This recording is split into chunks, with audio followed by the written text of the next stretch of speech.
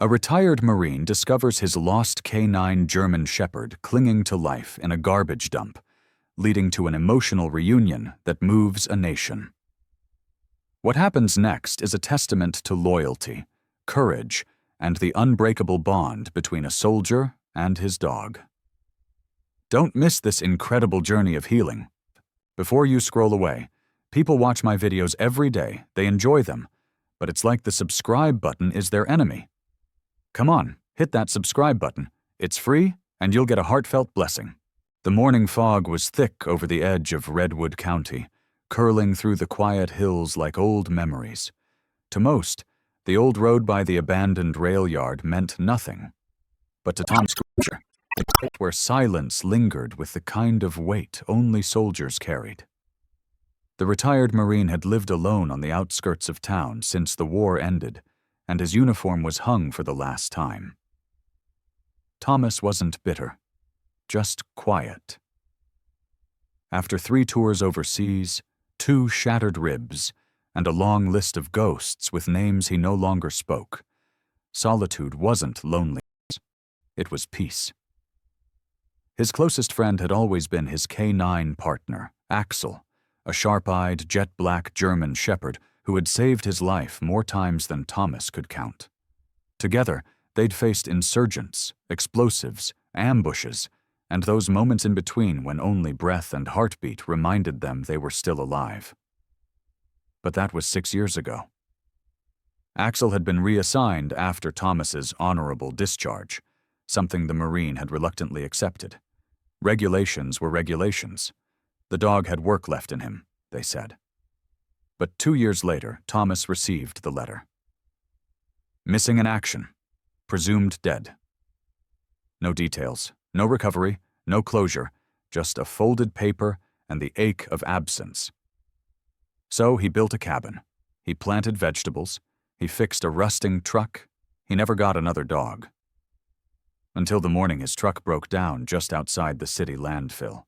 It was supposed to be a simple errand, a new carburetor from Bill's Auto. He cursed under his breath and stepped out, waving off the smell with a hand as he popped the hood. Birds squawked overhead, a few cans clattered in the distance. Then he heard it, a sound so faint it might have been imagined, unless you'd once depended on that very sound in a combat zone. A whimper.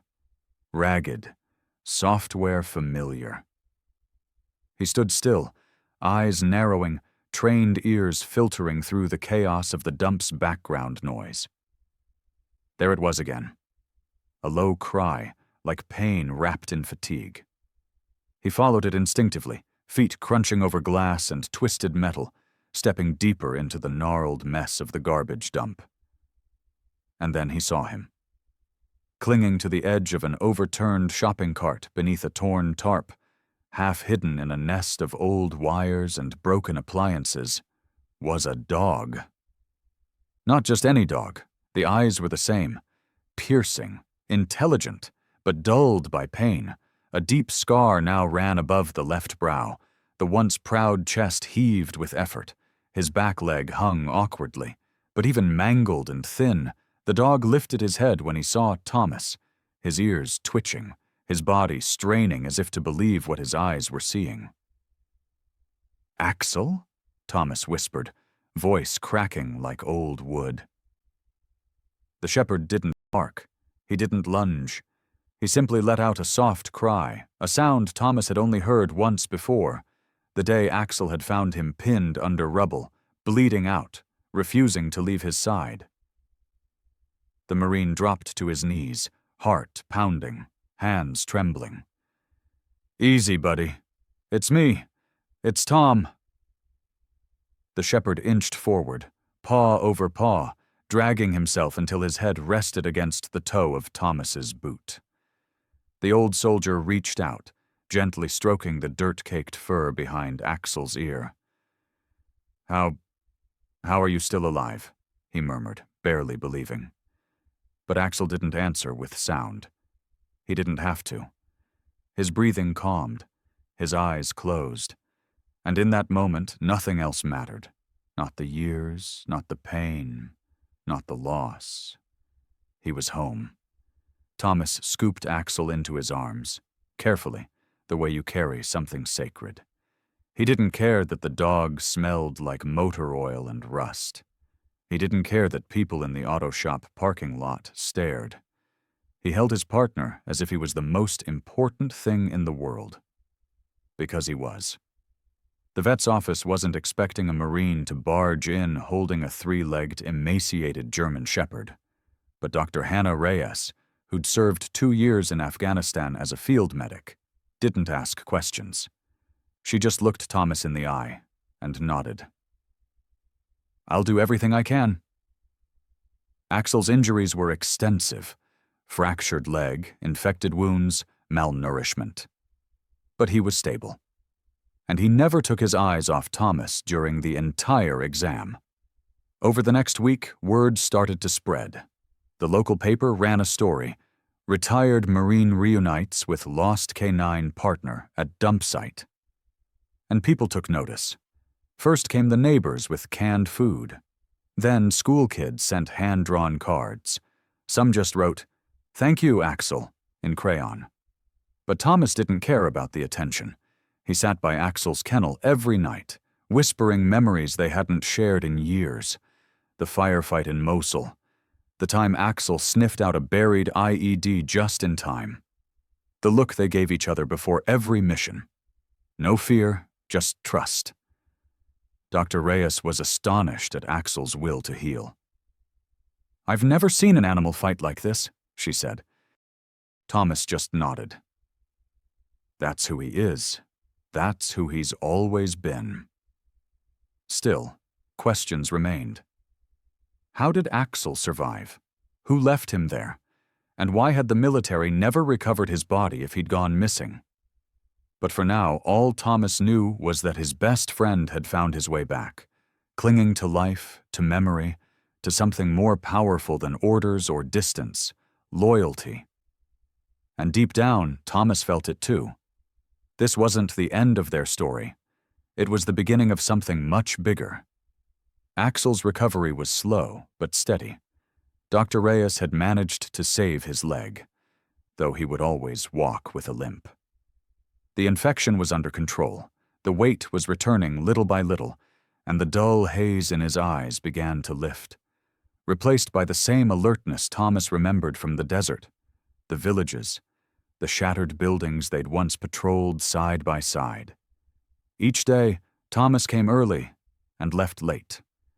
He brought old photos, Axel's favorite worn-out ball, even his military-issued harness with the faded American flag patch.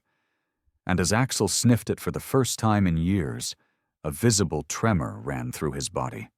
He licked it, slow, deliberate, as if recognizing something sacred. "He remembers," Thomas whispered. The bond between them had never truly broken. War may have scattered them, but love had held on. Still, questions gnawed at Thomas in the quiet hours of the night. How did Axel go from military K9 to clinging to life in a garbage dump? It didn't add up. Axel was more than capable. The last official report said he'd been deployed to Syria. Then, nothing. Lost, presumed dead. But now here he was, scarred, older but alive. Thomas began digging. He called old contacts, men who owed him favors, some still stationed overseas, others in D.C. behind desks. He didn't push hard, just enough to let them know he wasn't going to forget this. It was when an anonymous envelope showed up at his doorstep that he knew he wasn't chasing shadows. Inside was a single flash drive. No return address, no note. What Thomas saw shook him to his core. Grainy body cam footage.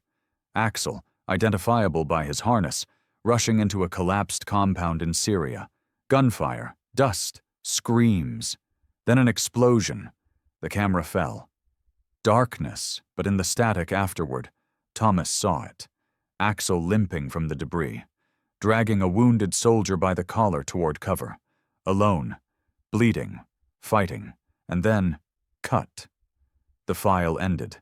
The metadata was marked Redacted OP Thunderfall. Thomas's jaw clenched. He knew that op. It had been rumored to go sideways. A black site extraction turned ambush. Most of the team was KIA. Axel must have been left behind, written off like broken gear.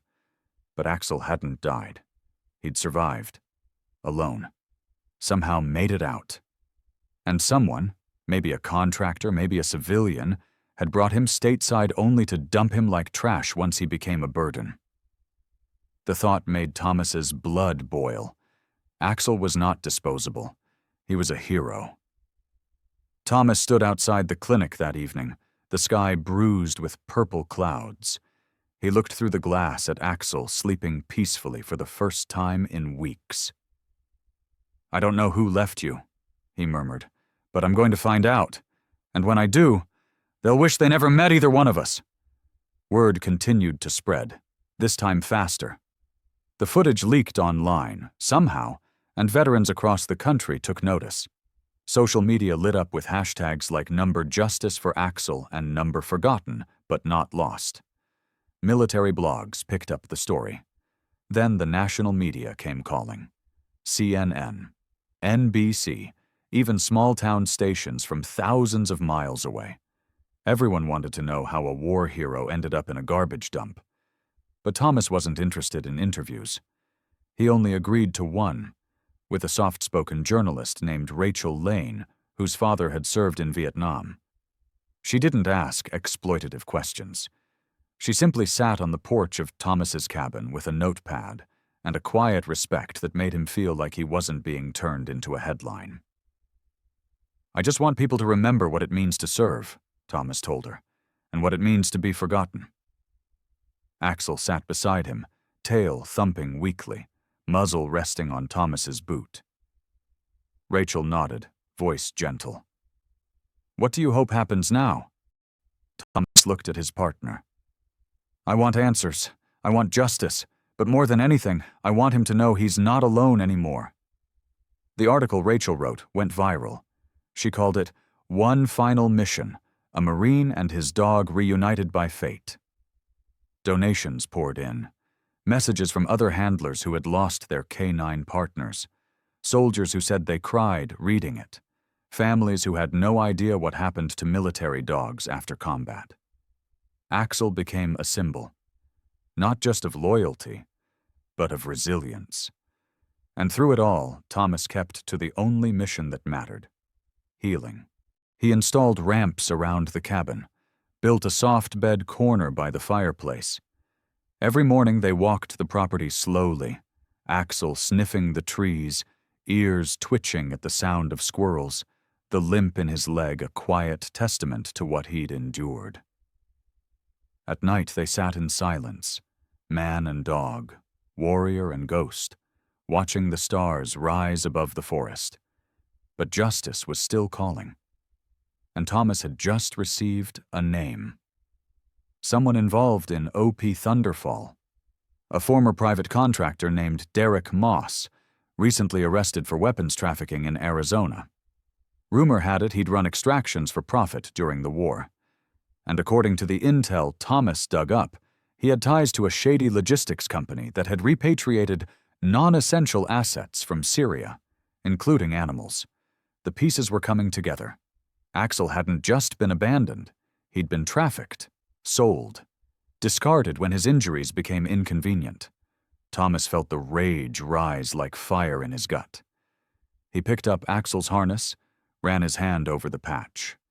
It was time to go find some answers. Not just for Axel, but for every K9 left behind. Thomas had seen a lot in his time, but the idea that someone had profited off of Axel's pain was almost too much to stomach. Still, emotion had to be tempered by action. He reached out to a contact from his days in special operations, now working with a veteran-run private investigation firm based in Phoenix. They called themselves Valor Watch. Ex-SEALs, Rangers, intelligence officers, men and women who had traded their uniforms for laptops and surveillance vans. Their mission? Protect those who had been forgotten by the very system they once served. Thomas wasn't surprised when they agreed to help pro bono. "He's one of us," the team leader, Jace Moreno, said, after watching Axel's leaked footage. "We'll get you what you need." While Valor Watch traced Derek Moss's movements, Thomas focused on strengthening Axel. The German Shepherd had grown more confident, his gait steadier despite the limp. He now barked at squirrels and patrolled the porch like it was an outpost. The haunted look had faded from his eyes. In its place, purpose. One morning, Thomas knelt beside him, brushing his coat. "You ready for another mission, buddy?" Axel looked up, licked his hand. They both were. That afternoon, Jace called. "Got something." Moss had been operating under multiple aliases. One of them was connected to a defunct defense contractor named Garrison Solutions, blacklisted years ago for human rights violations overseas.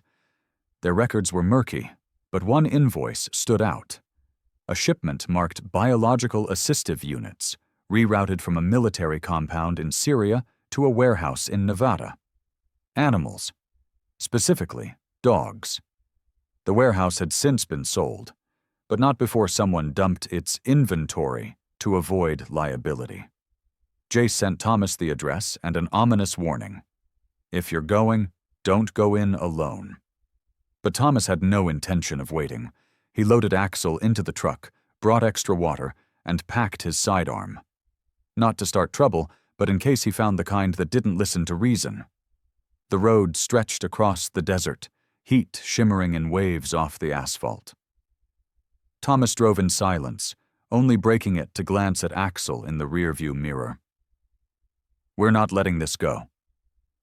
The warehouse was a skeleton of rusted metal and broken windows. Chain-link fence half collapsed, padlocks broken by weather or time. Thomas parked in the shadow of a dusty billboard that once read, "Defense for a safer tomorrow." He stepped out. So did Axel. They moved like they always had, low, deliberate, watchful. Inside, the place was a graveyard of crates and paperwork, molded couches, broken kennels. The air stank of chemicals and urine, faint but still present. And then, near the back, Thomas found it. Axel's military transport crate. The ID number was still stenciled on the side. He knelt. Axel sniffed it, growled softly. This was where he'd been. This was where he'd waited. Probably locked in after being offloaded like cargo. Maybe days, maybe longer. Thomas clenched his jaw. "They left you here." Footsteps echoed behind him. He stood fast, hand on his holster. But it wasn't Moss. It was a young man in civilian clothes, mid-20s, wiry, holding a flashlight and a bag of tools. Whoa, don't shoot," the man stammered. Thomas didn't draw. "Who are you?" I used to work here. I come back sometimes to salvage copper. Please, don't tell anyone." Thomas stared him down. "Did you see any dogs here? A few years ago?" The man hesitated, then nodded. "Yeah, a couple crates. One was barking like crazy." Then silence. "Who took them?" "I don't know names. Just one guy. Drove in a truck with Arizona plates, looked military, real cold eyes, like he didn't care if they lived or died." "Did the barking one get out?" "Yeah, I think he broke the cage. Cut himself up pretty bad doing it." Axel. Thomas's stomach turned. That meant Axel had fought his way out of that crate. Injured. Alone. He must have wandered for miles before ending up at the garbage dump. No one came looking. No one cared. But Thomas did. He always would. Back at the truck, he gave Axel water and gently checked his paws. "I got what I needed," he whispered. "You were never lost. They just stopped looking." Valor Watch put the rest together over the next week. Moss had facilitated the quiet removal of several K9 units deemed non-essential after OP Thunderfall. Injured or aging dogs had been sold as surplus, funneled through shell companies, and discarded when they became liabilities. Moss had moved money offshore, buried it under layers of fake paperwork. But Axel had survived. escaped. And now the world knew. The Department of Defense was forced to issue a statement. The Joint K-9 unit released a vague promise of reviewing past deployments. Moss was indicted on multiple charges unrelated to Axel, but the media connected the dots. Headlines spread, K-9 hero abandoned by Black Ops contractor. From combat to garbage dump, Marine dogs survival stuns nation. Axel's story sparks bill to protect military animals. That's when the letters started coming. Children sent drawings, veterans sent medals, families sent letters that said, "Because of Axel, we're paying attention now." And then, one day, a convoy of motorcycles rumbled up Thomas's dirt driveway. Leather vests, gray beards, tattoos, the Patriot Riders. The leader, a former Army Ranger named Mitch, stepped forward. "We heard about the dog, heard what he went through." Thomas opened the door. Axel limped out. The riders saluted. Thomas didn't speak. He didn't have to. That night, the porch light burned late. Stories were shared. Beers cracked open. Axel lay in the center of it all, ears twitching, tail wagging. For once, it wasn't just survival. It was honor. It was home. And Thomas knew they weren't finished yet. Because when someone tried to erase a warrior, it became a mission. And this mission was far from over. Weeks passed, but the momentum didn't slow. Axel had become more than a survivor. He was a symbol. Across the country, people who had never served, never seen war, were suddenly asking why military K-9s weren't treated as heroes once their service ended. News outlets picked up Thomas's story and ran exposés. Senators called for hearings. The Department of Defense announced the creation of a task force to review military animal retirement protocols. But for Thomas, the real change happened at home. Every morning began with a ritual: coffee for him, filtered water for Axel. They walked the trail behind the house, where Axel liked to sniff every rock and investigate every squirrel. The limp never stopped him. If anything, it made his determination clearer. "He doesn't let it define him," Thomas told a local reporter once. "Maybe I shouldn't let mine define me either." In truth, Thomas had been healing alongside his partner. One afternoon, while returning from the trail, a black SUV pulled into the drive. Government plates. Out stepped a woman in a dark suit, sharp, efficient, but her eyes were soft. "Mr. Reed," she said, "I'm Colonel Sarah Keene, Pentagon liaison for the new military K-9 oversight program." Thomas didn't shake her hand right away. He looked to Axel, who watched her carefully. Then he nodded. "Talk." "I read your file, and Axel's. I want to offer you both a position, unofficially, for now. We're creating a veteran canine advocacy initiative. We need someone with credibility, someone they can't ignore." Thomas scoffed. "You need a poster boy." "No," she said. "We need a soldier who never stopped fighting." Thomas looked out at the hills behind his property. "I didn't do this to be famous." "I know. That's why it has to be you." He didn't give her an answer that day. But that night, he watched Axel sleeping by the fire, breathing steady, healed but scarred. Just like him. He thought about the others, the dogs no one came for, the handlers who never got to say goodbye. And the next morning he called Colonel Keene. "I'm in." Axel barked once, as if approving the decision. Their first mission was a speaking tour. Military bases, schools, congressional briefings. Thomas hated public speaking, but when he told Axel's story, something in the room always changed. It was like watching dominoes fall in slow motion. People finally understanding what these animals had given, and what they'd been denied. In North Carolina, a young recruit stood up and asked, "Sir, what happened to the other dogs from your unit?" Thomas paused.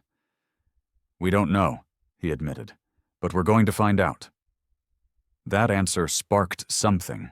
Valor Watch began receiving tips. Old handlers called in. Discarded vet logs appeared online. Former kennel techs anonymously leaked paperwork. A picture began forming, one of neglect, abandonment, and systemic silence. One dog had ended up on a ranch in Texas, chained to a post. Another was found near death behind a shuttered vet clinic in Utah.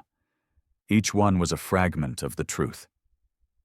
And every time Thomas recovered one, he brought Axel with him. The sight of Axel, strong again, ears up, tail high, it was like a lighthouse to those broken animals. He sniffed them gently, nudged their wounds, stood beside them as they took shaky steps toward safety. Axel wasn't just surviving, he was leading. In early spring, Thomas and Axel flew to D.C. to testify before a bipartisan committee. The room was packed, decorated generals, polished suits, national media. Thomas wore his old dress blues.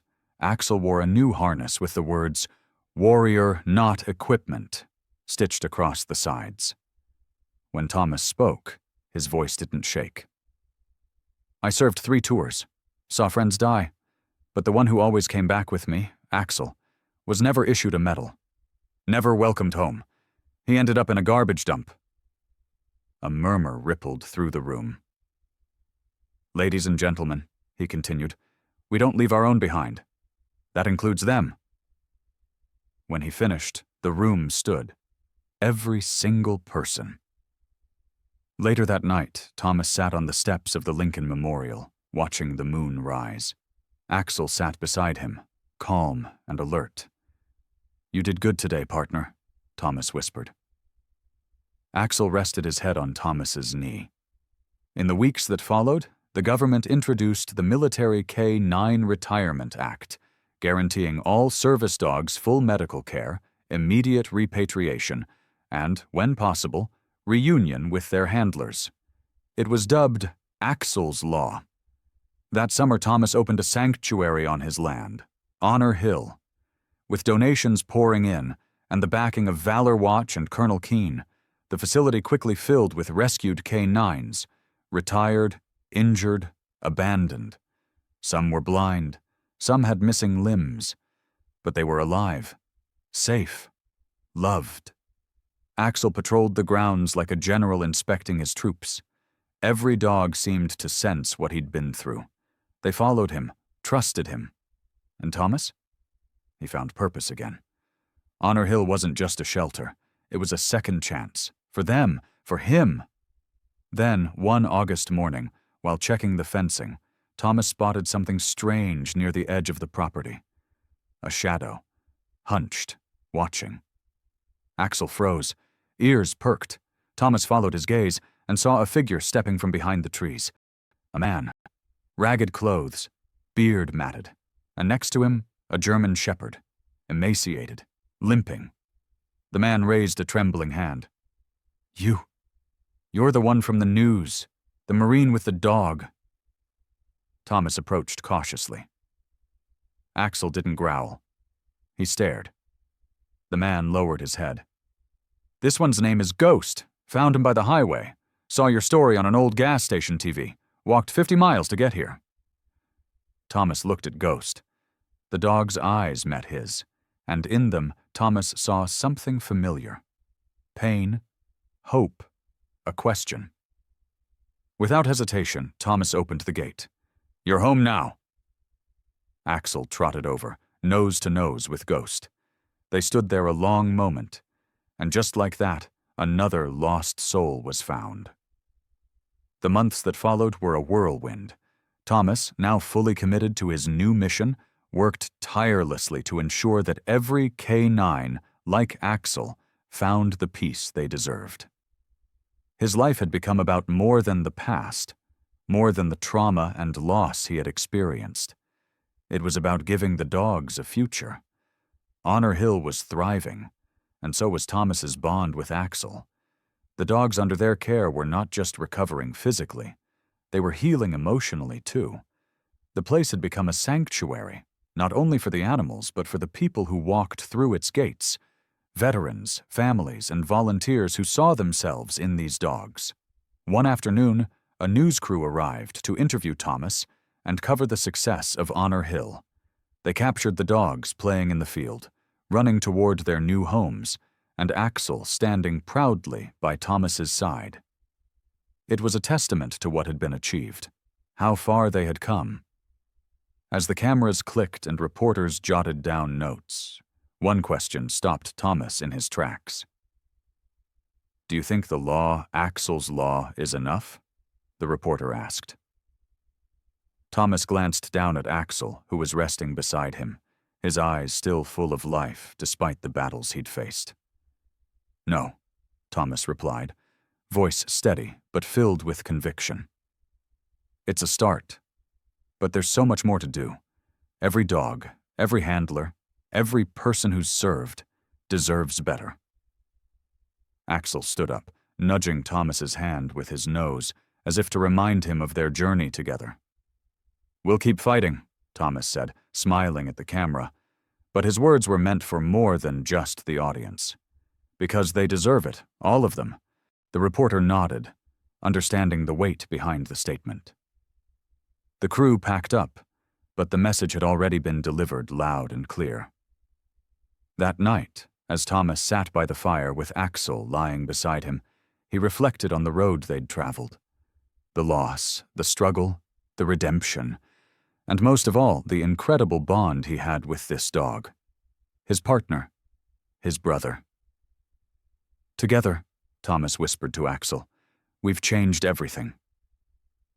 In the years that followed, Honor Hill became a national model, and more retired canines were rescued, rehabilitated, and reunited with their handlers. The movement Thomas started had grown beyond his wildest dreams, but it was never about the recognition. It was about making sure that no dog, no soldier was left behind again. And so, with each new dog saved, each life transformed, Thomas knew that his real mission had only just begun. As long as he had Axel by his side, they would continue to fight for every canine that deserved a second chance.